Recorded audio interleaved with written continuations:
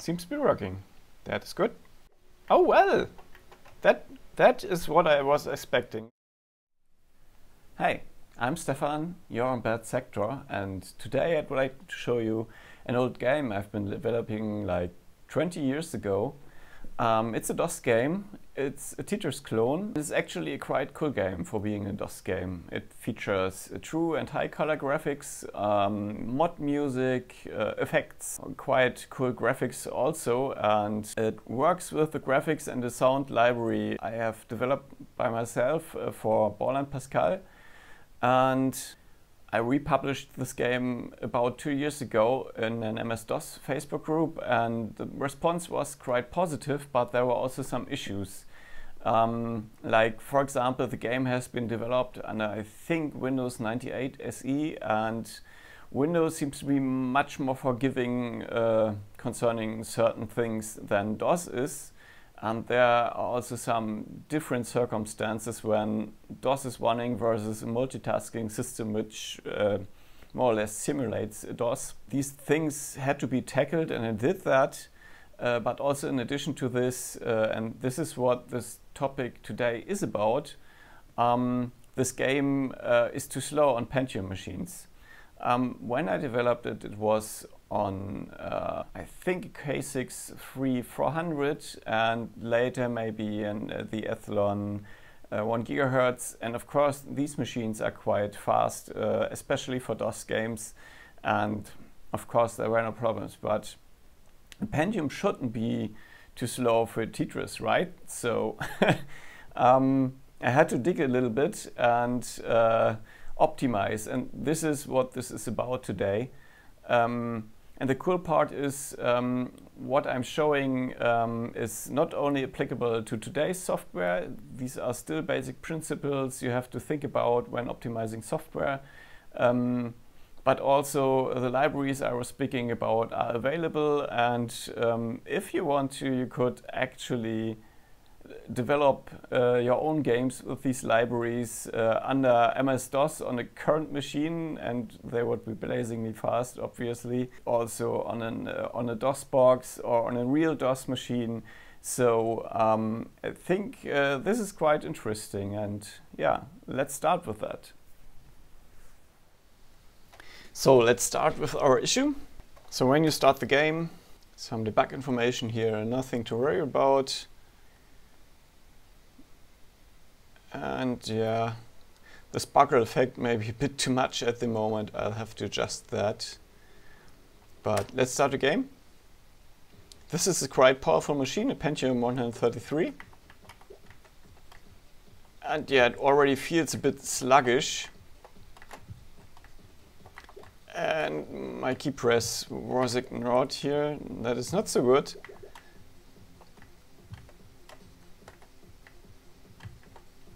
So the more stones you put in there, the more sluggish it gets.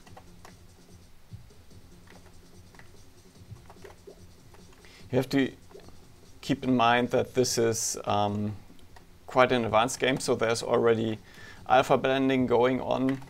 And what happens here is, I pause it. What happens here is when I move a stone or the field updates, the whole field is redrawn in memory and every single stone is reapplied there. And then the whole thing is copied to video memory. Why is that? Because of multiple things. The technique is called double buffering. So you essentially put something into memory because you don't want the user to see what's happening there, like that something is reapplied. That could lead to flickering, or he could see the whole draw process, and we don't want that. The other part is like when something changed, you have to redraw what happens there, and that might be slower than what the machine could do in a single frame. So maybe only parts of that appear on the screen, and you don't want that as well. But the problem, and here comes our optimization, is like, okay, when I move a stone, why do I redraw the whole field? I don't have to do that actually, because, well, we only have to draw what's changed. Like the stone moved one part, then I would only need to redraw that. And not only that in memory, in our double buffer, but also to our screen. And this would provide lots of benefits, makes the game work on a 486 actually. So it's really slow. So I already began a part of that yesterday. I just have to find it. So yeah, this is the procedure show tiles. This is Turbo Pascal or Borland Pascal in this special case. Well, I first show you what is happening here. So here's the flag, redraw frame. And if that flag is set, then this means the frame has to be redrawn because something changed. So this is the part I mentioned. Actually, this is the special part. Okay, what happens here? There's a little nice effect going on here, and if you move the stone, it will be blurred a bit, like it looks like it is in motion. So it essentially draws this stone multiple times. Here there's the copy, this is stone 2. It's partially transparent, so if you draw it multiple times it will look like a blur. And the drawing happens 4 times actually. So this is done, and then as a final part all tiles will be drawn again. And when that has happened, like there's a variable which contains all content of our player screen, and for each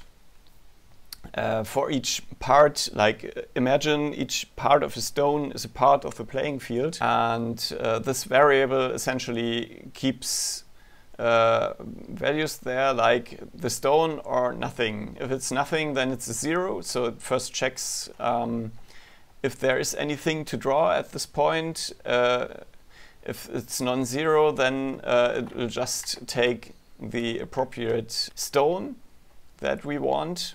And when this is done, this code here says that the whole thing should be redrawn.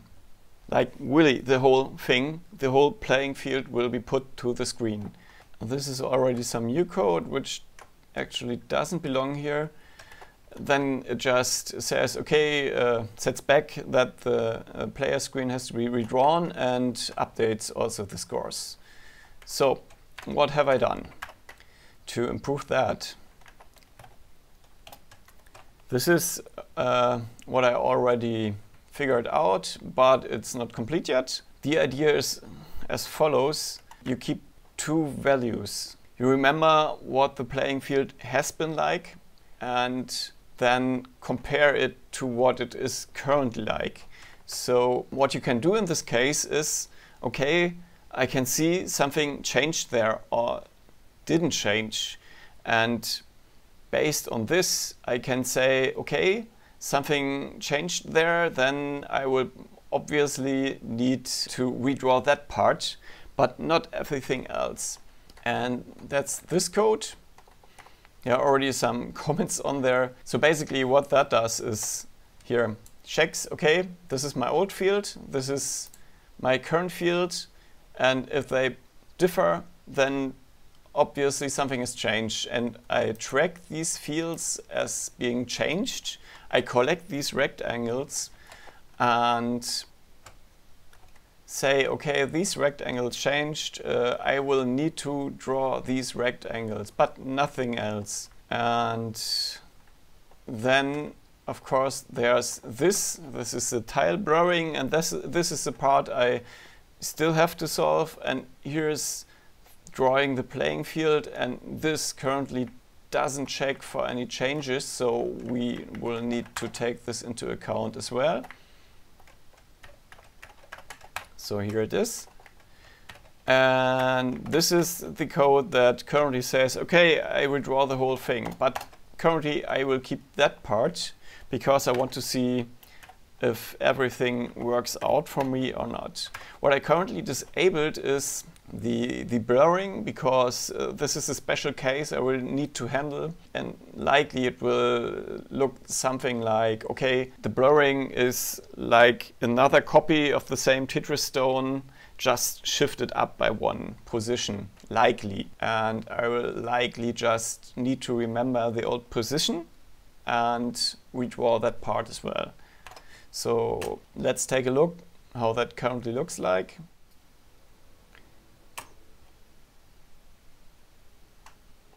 Yeah. Well, it feels quicker,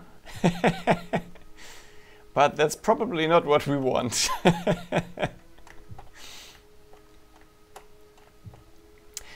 So maybe my thoughts were correct, but something is not quite right here at this moment, and I will need to check that. So what's happening here? Here I copy the current field to the old field, of course, that is to be expected.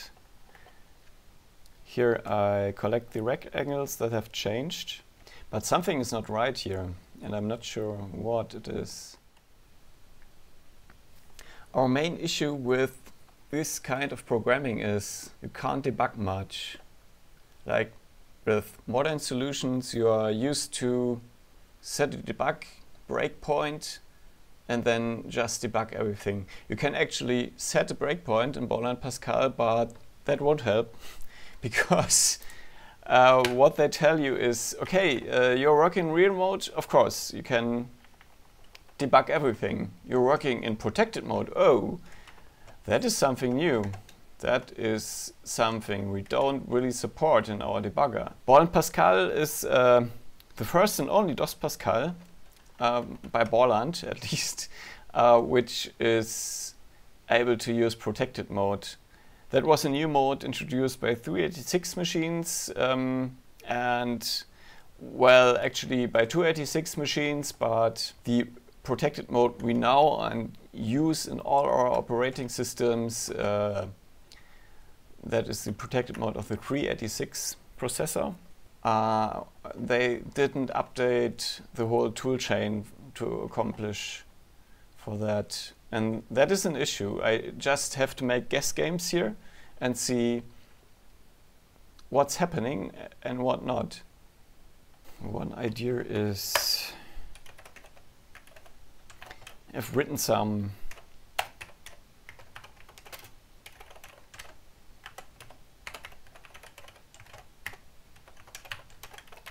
debug support so that I can at least find something and print something onto the screen, so I have no total guess game here, but you have to restart everything for each single step to see what's going on here. Rec count 2, 4, 4, 4, okay. So this counter tells me 4 rectangles have changed.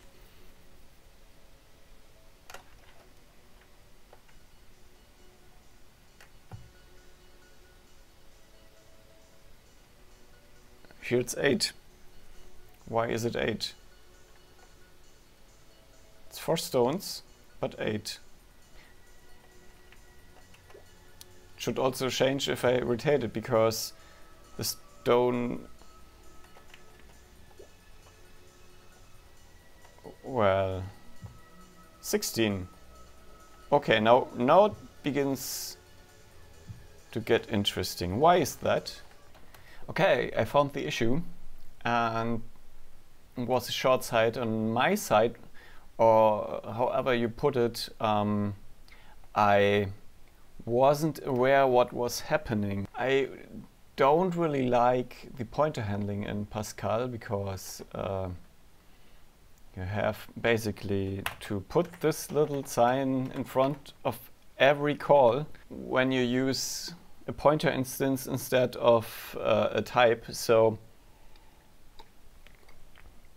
in Pascal you do the following. you define an object which is a type. Like here, there, it's in the type declarations. And this is your class.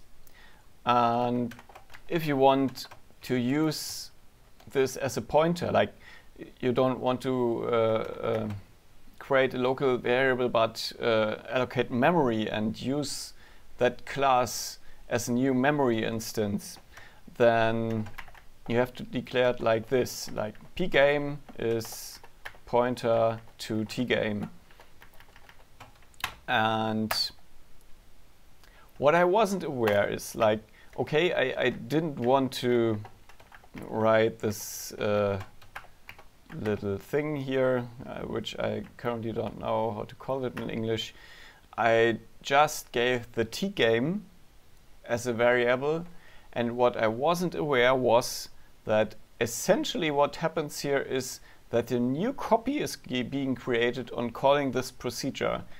So instead of just giving the variable away in a different way, a whole new copy is created. And I was working on that copy, so of course when I put the field content in the old field, I was working on that copy instead of the actual game pointer I was thinking I was working on. So it was like, it was of course nothing what would crash, but it was working on variables that, well, didn't work this way. This also explains some other bugs I have seen, so I have to rework everything to work with a pointer instead of a type.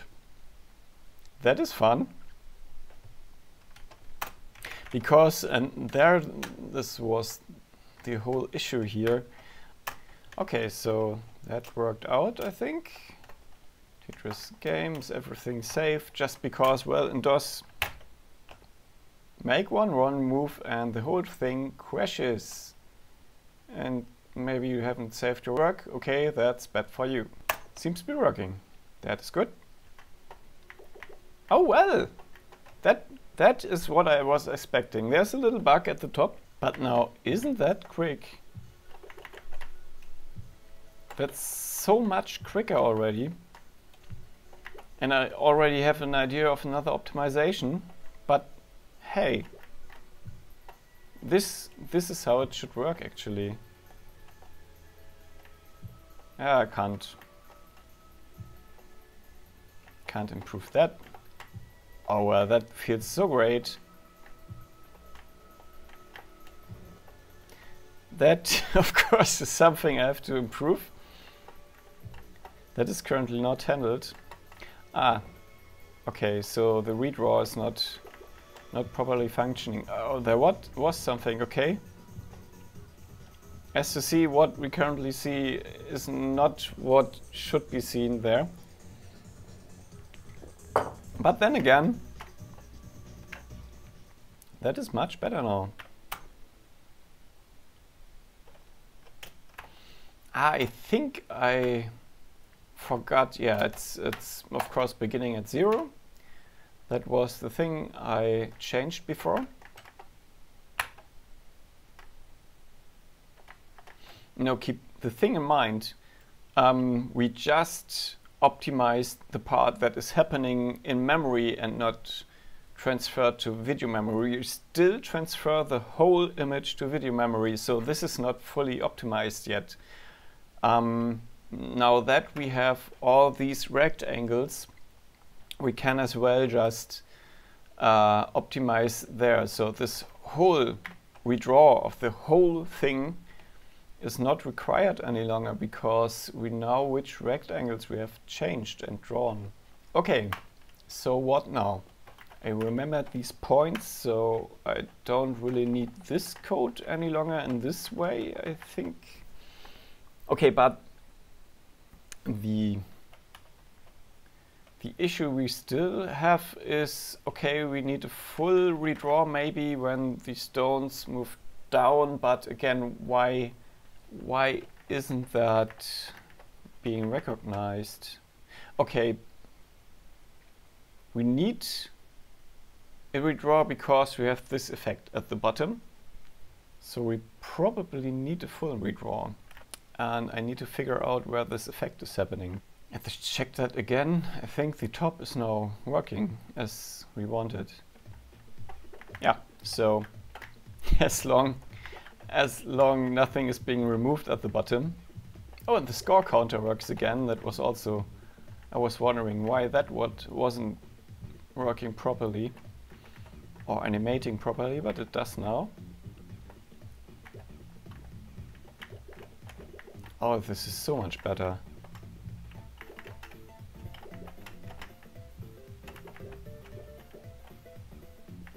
Ah, let's do that. Yeah, and now we have the bug again.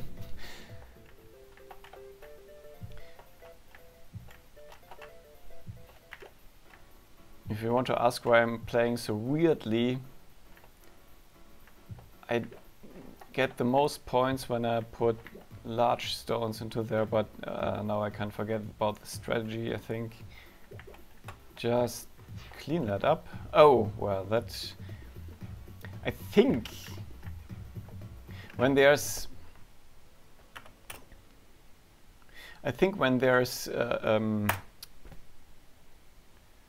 this redraw happening, then we probably really need to redraw everything.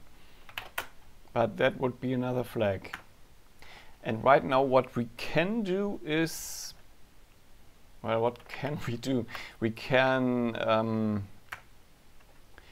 already improve the redraw because we already collected which fields need a redraw. So for I starting from 0 to rect count -1 do begin, and what do we want to do? We want to just draw this tile, this single tile. And we get points, fields I.x, and let's make this a little bit more readable, .y. Because we already collected all those x and y, we can just, oh well, yeah, need to do that. We can just redraw those, so we don't have to do the whole loop for x and y anymore. So you would just currently comment that out, but we still need it. And I think this will still work. What I just did is I collect just the fields like x and y values which have a different value.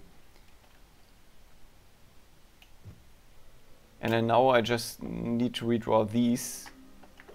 And yeah, it still works. Oh, this is so fast.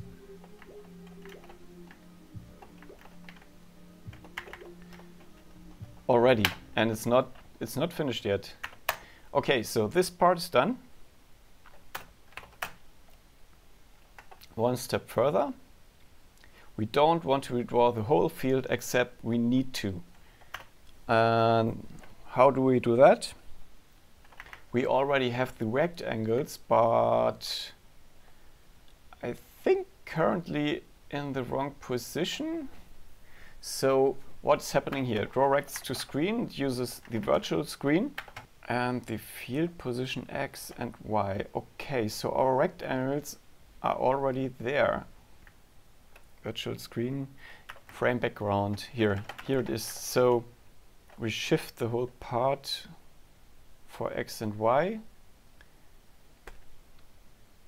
Yeah, I'm not sure if I need to add the field positions there, and we will just do a try and error. Right now I'm a bit lazy maybe at the moment, so where do I draw this? Ah, this is okay. I don't need to.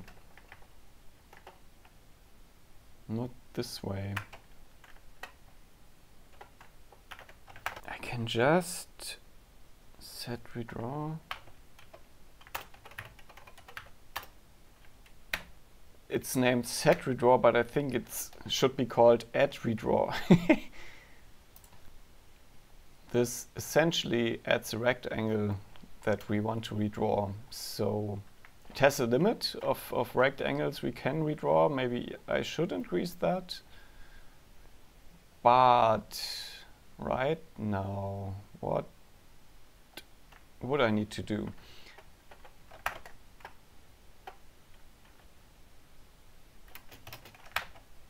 Plus this. Don't make a copy and paste bug. Pause Y plus this. So we already tell our redraw code that it should redraw these fields.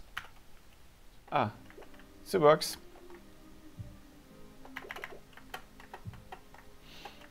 And now it's really just redrawing what we need to redraw. So basically,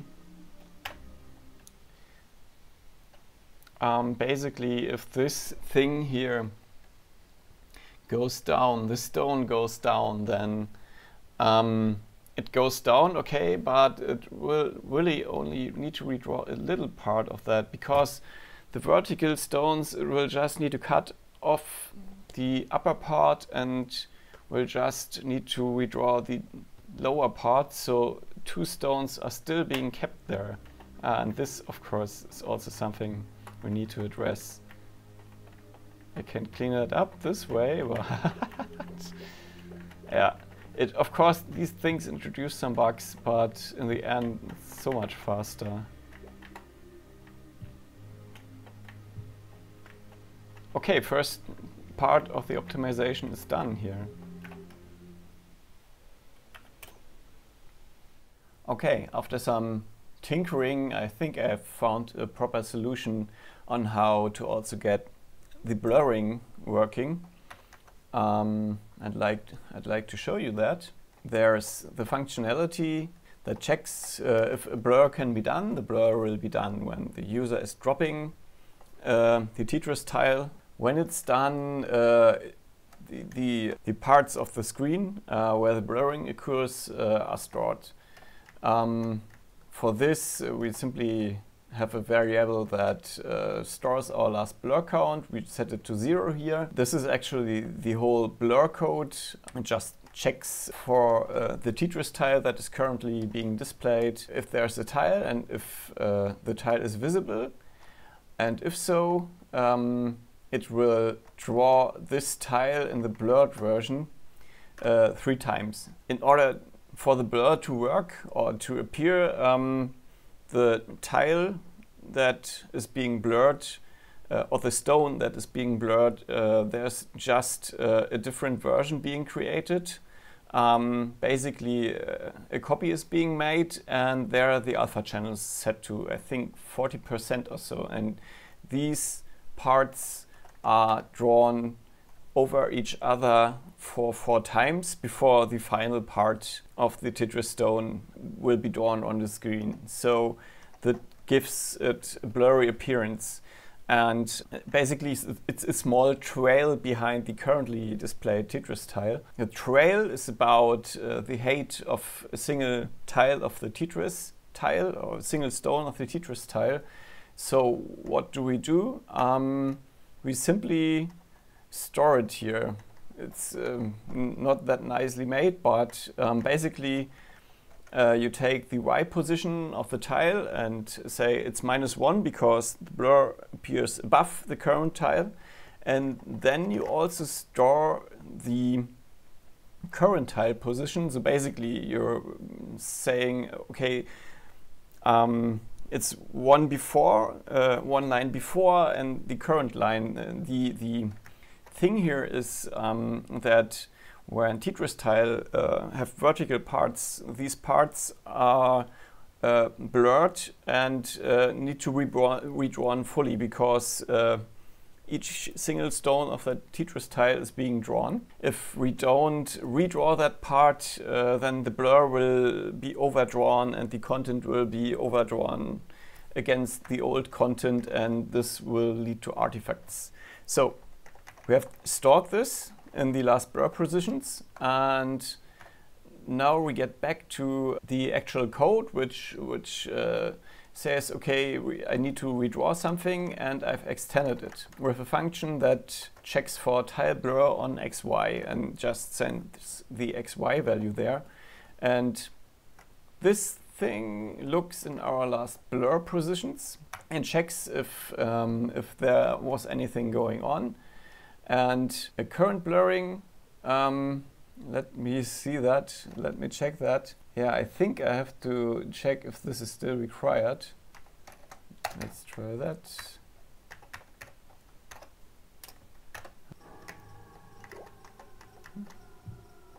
I wouldn't say so.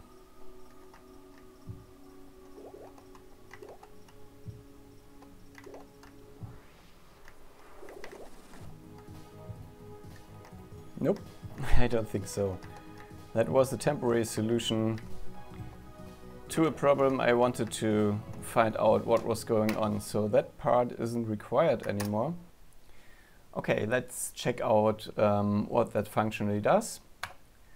And basically what it does is checking the blur entries and checks if at the current position that is being asked if there was any blur going on for the last state, and if so, it will say, okay, there's a blur, and when there's a blur, then of course a redraw of that part must be made.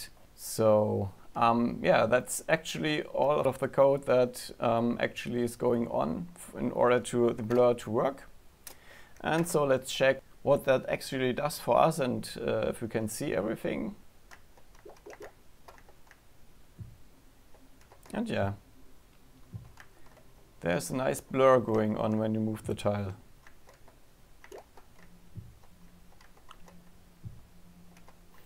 And that was about it. And the code is really, really quick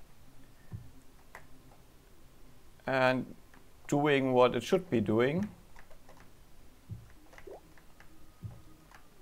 And I'm quite happy with the result, because this was quite sluggish with so many stones appearing as of right now on this machine. Even though it is in Pentium 133 MHz, it was slow.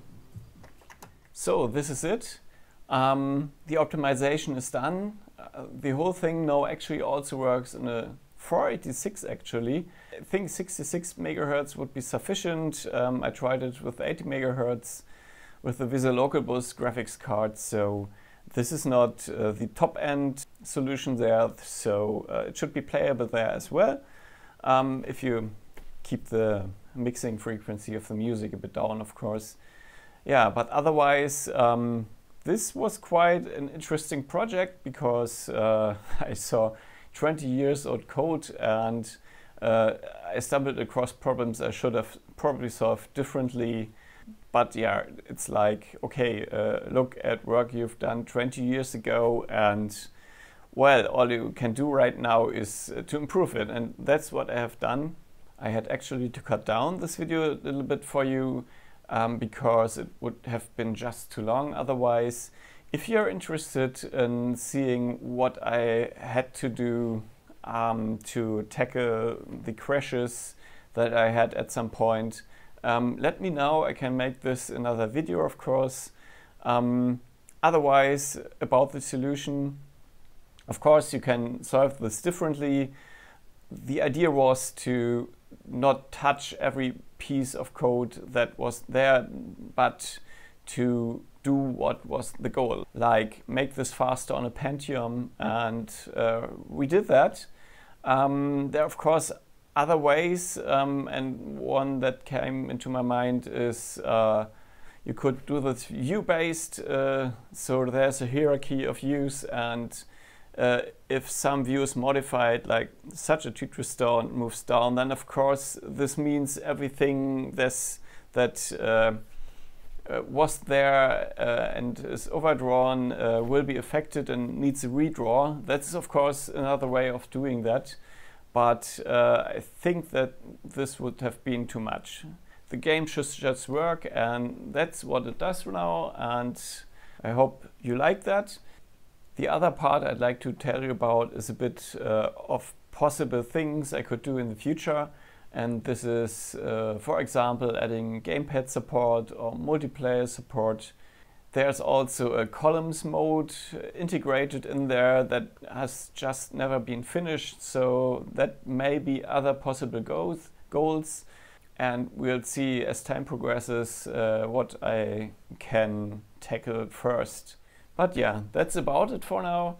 Thanks for watching. If you liked it, give it a thumbs up, follow me, and you can also support me on Patreon. So having actually a financial basis for this means I can actually put more time into this. Yeah, and otherwise, if you are just interested how this Tetris game looks and feels like, well, the best part of it, you can stop now, but the best part of it, of course, is playing it. And it's actually a matter of conflict you have when you develop it. You play the game actually and need to stop yourself from time to time. But yeah, it's a fun game, it's quite cool, and if you want to see it, continue to watch. Otherwise, thanks for watching. Okay, if you're still with me, then this means you wanted to see some gameplay, and I'll show you that.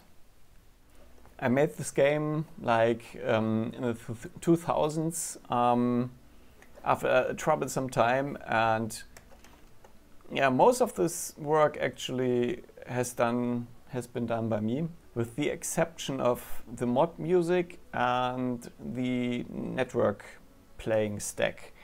That is everything. Otherwise, everything has been written by me. That means also the graphics are made by me. The graphics library has been made by me. The sound library also made myself. It actually can play mod music, that's tracking music that originates from the Amiga. That is like MIDI music, but with the instruments delivered as well. Yeah, let's start a round.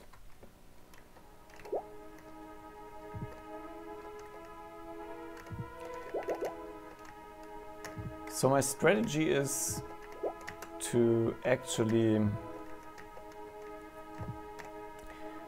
if possible, only clean up 4 lines at the same time, because that's where you get the most of the points. And for each line you go further into the direction of a new level, and new levels of course means everything will be running faster. Oh, just hear the music, hear the bass line. I love that.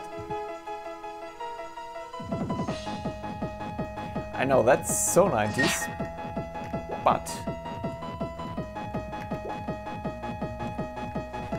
I think this game collects some of the best techno-ish music that was available at the time in the tracking format. Oh, and when you remove 4 lines, I just added that, you can get also a nice sound. Hope we can repeat that with some moves.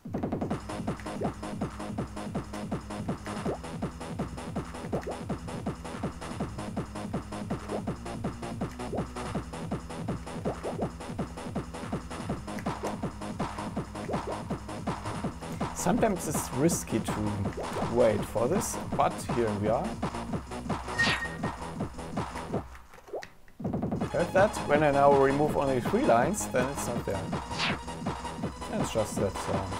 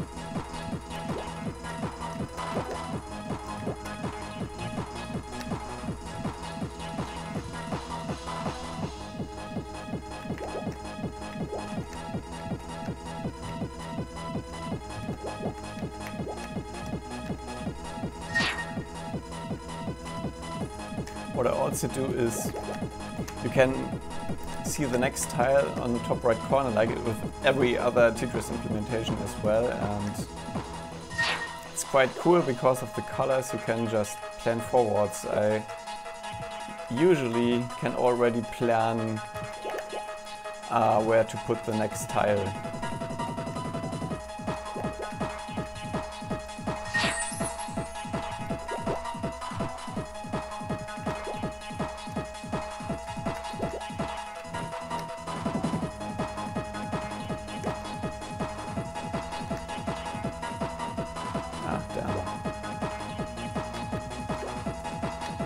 You can't have everything.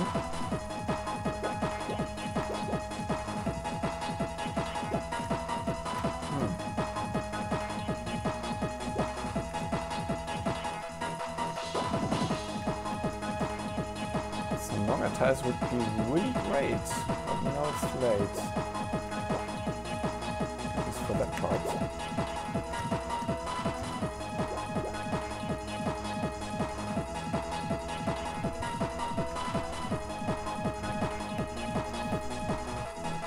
Okay, let's say I just fucked that up a bit.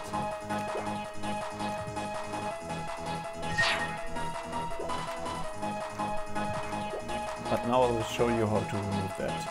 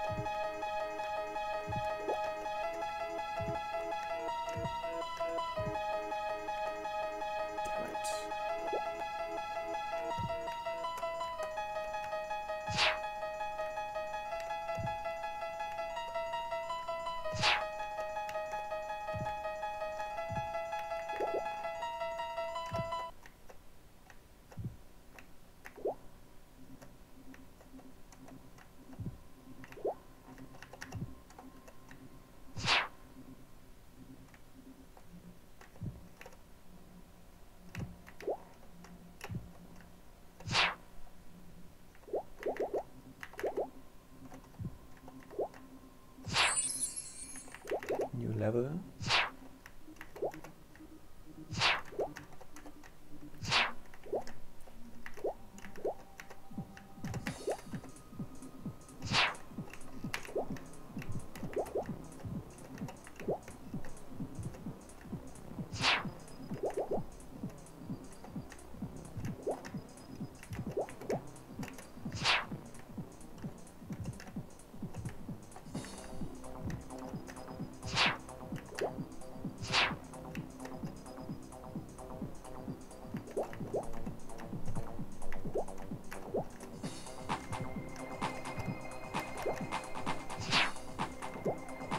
Well, crap, I guess.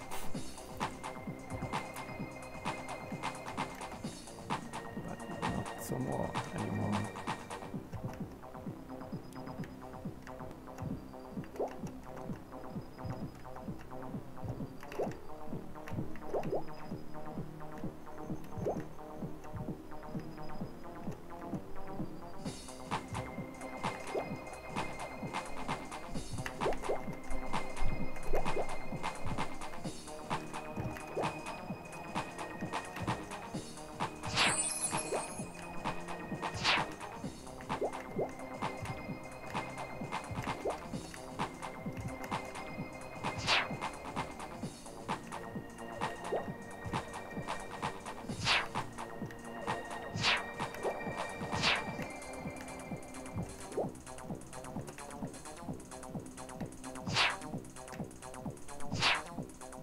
So, that is done.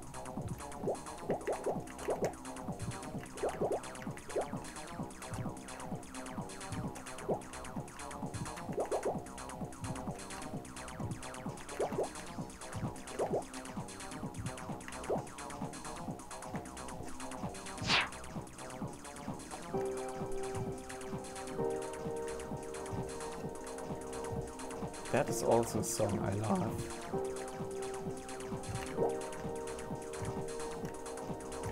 I'm not sure where the sound comes from, and I think it's a clock chime or something like that.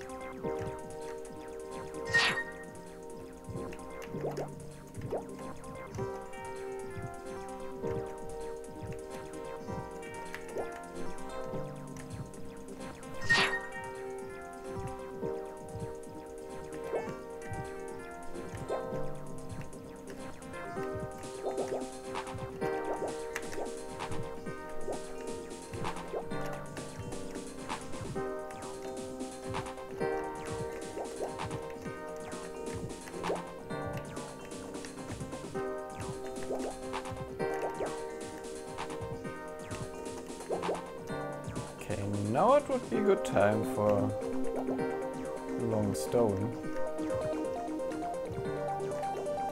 Thanks.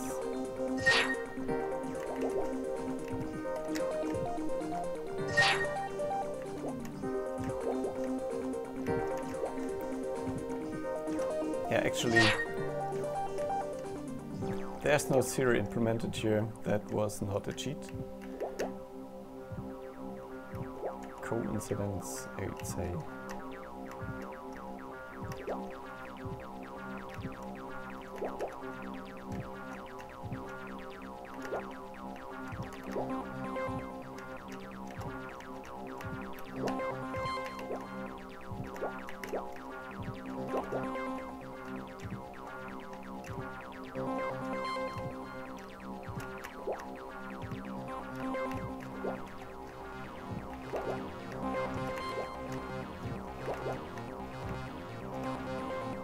Yeah, please. Please. Fuck. Help. Help.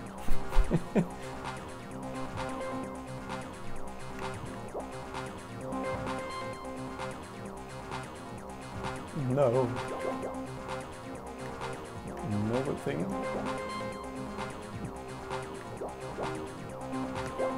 Okay, I fucked up. Okay. Thanks for watching and have a good time, and see you until the next video.